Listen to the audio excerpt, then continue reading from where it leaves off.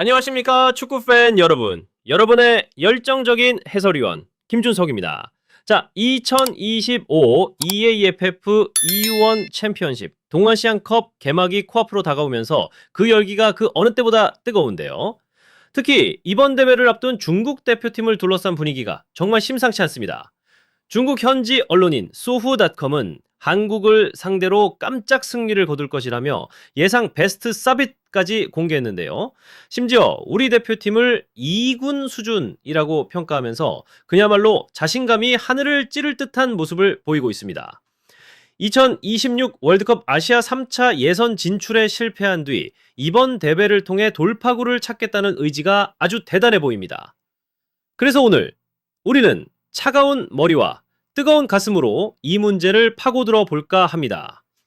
과연 중국의 이러한 엄청난 자신감은 어디에서 나오는 것이며 그 자신감이 정말로 탄탄한 근거를 바탕으로 한 것인지 오늘 저 김준석과 함께 냉철하게 한꺼풀씩 파헤쳐보도록 하겠습니다. 자, 그렇다면 중국의 이런 자신감 대체 어디서 나오는 걸까요? 저 중국 매체 소후닷컴의 기사를 보면 그 이유를 짐작할 수 있습니다. 이 매체는 아주 단호한 어조로 중국이 한국을 상대로 깜짝 승리를 거둘 것이라고 보도했습니다. 깜짝 승리라니 정말 대단한 표현 아닙니까? 아니 도대체 무슨 근거로 이런 말을 하는 걸까요? 그 이유가 정말 기가 막힙니다. 이번 대회에 참가하는 우리 대한민국 대표팀이 손흥민, 김민재 같은 유럽파 선수들이 빠지고 K리거와 J리거 위주로 구성되었기 때문에 여러분 믿기십니까? 우리 대표팀의 전력이 고작 2군 수준에 불과하다는 겁니다. 2군 수준이라뇨? 이는 우리 K리그 선수들의 실력과 자부심을 완전히 무시하는 발언이 아닐 수 없습니다. 그리고 여러분 여기서 끝이 아닙니다. 이 기대를 증명이라도 하듯 중국의 국영방송인 CCTV가 이번 동아시안컵의 모든 경기를 이례적으로 생중계하기로 확정했다고 합니다. 전 국민이 지켜보는 앞에서 반드시 결과를 내겠다는 엄청난 압박감을 스스로 만들고 있는 셈이죠. 그들은 이번 대회를 단순히 하나의 대회로 보는 것이 아닙니다. 쓰라렸던 2026 북중미 월드컵 3차 예선 탈락의 아픔을 씻어내고 2030년 월드컵을 향한 초석을 다질 절호의 기회로 삼고 있는 것입니다. 한마디로 그들에게 이번 대회는 단순한 경기가 아니라 국가대표팀의 명운과 자존심이 걸린 거대한 시험대가 된 것입니다. 좋습니다. 그들이 그렇게 자신만만해하는 예상 라인업 우리도 한번 정밀하게 들여다보죠. 중국 언론에 따르면 대한주르제비치 감독 대행은 4-2-3-1 포메이션을 가동할 것이 유력하다고 합니다. 자, 이 4-2-3-1 포메이션 현대축구에서 아주 익숙하고 안정적인 틀이죠. 하지만 중요한 것은 그 틀을 채우는 선수들의 실질적인 능력과 그 조합에서 발생하는 시너지 그리고 약점입니다. 겉보기엔 그럴싸해 보이지만 과연 그 속은 얼마나 단단할지 지금부터 하나하나 짚어보겠습니다. 먼저 골문입니다. 골키퍼는 얀줄링 선수죠. 상하이 하이강 소속의 베테랑 골키퍼입니다. 물론 퉁부한 A매치 경험은 무시할 수 없는 큰 장점입니다. 하지만 축구에서 시간은 그 누구도 기다려주지 않습니다. 30대 중반을 넘어선 그의 나이를 고려했을 때 과연 K리그의 젊고 빠른 공격수들이 나뉘는 예측 불허의 빠르고 강력한 슈팅에 예전과 같은 동물적인 반사신경으로 반응할 수 있을까요? 이것이 우리가 던지는 첫 번째 물음표입니다. 자, 다음은 중앙 수비 라인입니다. 주천재와 장성룽 이 두 선수는 상하이 선화에서 한솥밥을 먹는 사이입니다. 같은 클럽 소속이기에 조직력 면에서는 분명 강점이 있을 겁니다. 호흡도 잘 맞겠죠. 하지만 이 조합의 잠재적이며 치명적인 약점 바로 속도와 민첩성입니다. 특히 우리 공격수들이 뒷공간을 파고들거나 순간적인 방향 전환으로 수비를 흔들 때 이들의 대처 능력이 과연 K리그의 빠른 템포를 감당할 수 있을까요? 우리 공격수들의 현란한 개인기와 쉴 새 없는 침투 앞에서 이들의 다소 느린 발은 경기 내내 적색 경보가 울릴 수밖에 없는 부분입니다. 이제 주먼으로 가보겠습니다. 공격의 핵심, 공격형 미드필더 자리에는 비화 선수 세르지뇨가 나설 것으로 보입니다. 브라질 출신다운 창의적인 플레이, 날카로운 패스는 분명 중국 공격의 가장 위협적인 무기가 될 겁니다. 하지만 여러분, 구슬이 서말이라도 깨어야 보배 라는 우리 속담이 있지 않습니까? 아무리 뛰어난 선수 혼자 있어도 주변 동료들의 유기적인 지원과 움직임이 없다면 그 위력은 절반으로 줄어들 수밖에 없습니다. 과연 세르지뉴가 공을 잡았을 때 다른 중국 선수들이 그를 돕기 위해 효율적으로 움직여줄까요? 아니면 강력한 압박을 자랑하는 우리 미드필더들에게 둘러싸여 경기장에서 고립된 섬처럼 되어버릴까요? 저는 후자의 가능성에 무게를 두고 싶습니다. 마지막으로 최전방 공격수 장이닝입니다.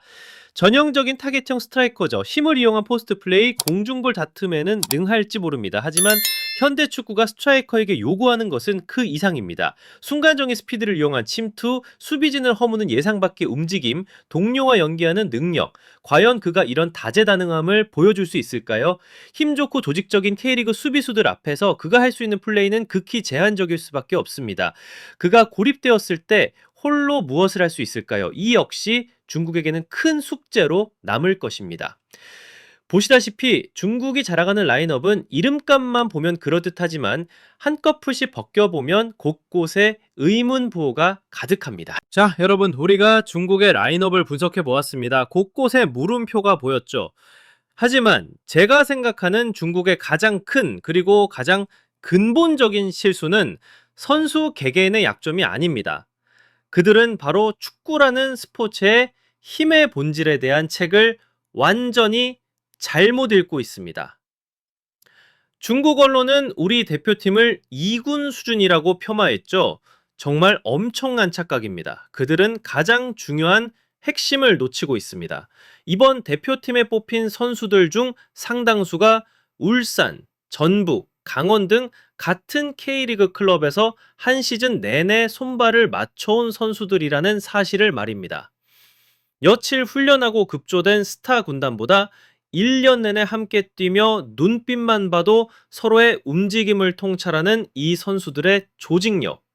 이것이 얼마나 무섭고 강력한 무기인지 그들은 전혀 모르고 있는 겁니다. 그리고 또 하나가 있습니다. 그들이 절대로 계산할 수 없는 변수.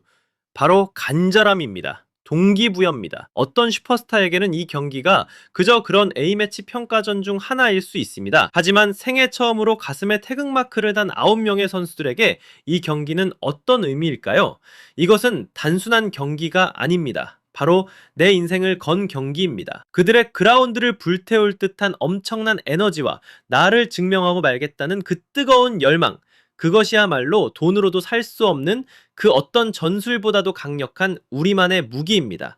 마지막으로 이 모든 것을 지휘하는 사령탑, 바로 홍명보 감독입니다. 여러분, 홍명보 감독의 축구는 무엇입니까? 바로 쉴 새 없이 상대를 몰아붙이는 강력한 전방 압박과 강철 같은 수비 규율입니다.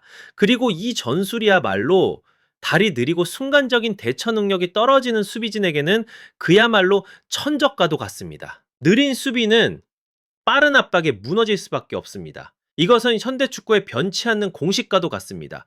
조직력, 간절함, 그리고 상대를 제압하는 맞춤 전술, 이것이 바로 중국이 간과하고 있는 우리 대표팀의 진짜 힘입니다. 자, 이제 그림이 명확해집니다.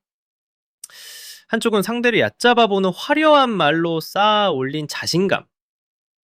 그리고 다른 한쪽은 묵묵히 그라운드에서 땀으로 증명해온 조직력과 규율, 그리고 스스로를 증명하고자 하는 뜨거운 열망이라는 조용한 힘입니다. 결국 부담감은 우리에게 있는 것이 아닙니다. 자신들의 말이 그저 공허한 외침, 빈말이 아니었다는 것을 경기장에서 증명해야 하는 쪽은 바로 중국 대표팀 자신들입니다. 그렇다면 우리가 영상 처음에 던졌던 바로 그 질문으로 돌아가 보겠습니다. 중국의 자신감은 과연 근거가 있는가? 지금까지의 모든 분석을 종합했을 때 저의 대답은 단호히 아니오입니다. 이론적으로 그리고 전력 분석적으로 봤을 때 그들의 자신감은 근거가 매우 희박합니다.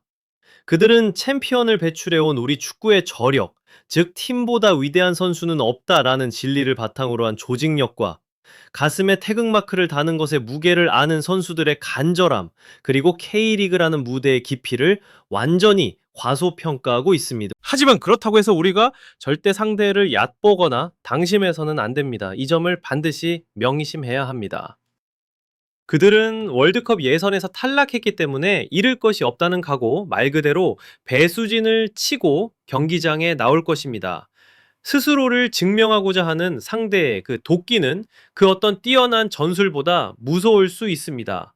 따라서 우리는 그들의 도끼보다 더 강한 집중력으로 그들의 각오보다 더 단단한 규율과 냉철함으로 응수해야만 합니다. 이것이 바로 승리로 가는 유일한 길이며 우리가 보여줘야 할 챔피언의 품격입니다. 자, 지금까지 저 김준석의 분석이었습니다. 그렇다면 축구팬 여러분의 생각은 어떠신가요? 중국의 이러한 근거 없는 자신감을 어떻게 보시는지 여러분의 날카로운 의견을 아래 댓글로 자유롭게 남겨주세요. 함께 토론해 봅시다. 그리고 저희 채널의 깊이 있고 날카로운 분석을 앞으로도 놓치지 않으시려면 구독 버튼 꼭 눌러주시고요. 좋아요와 알림 설정도 잊지 마세요.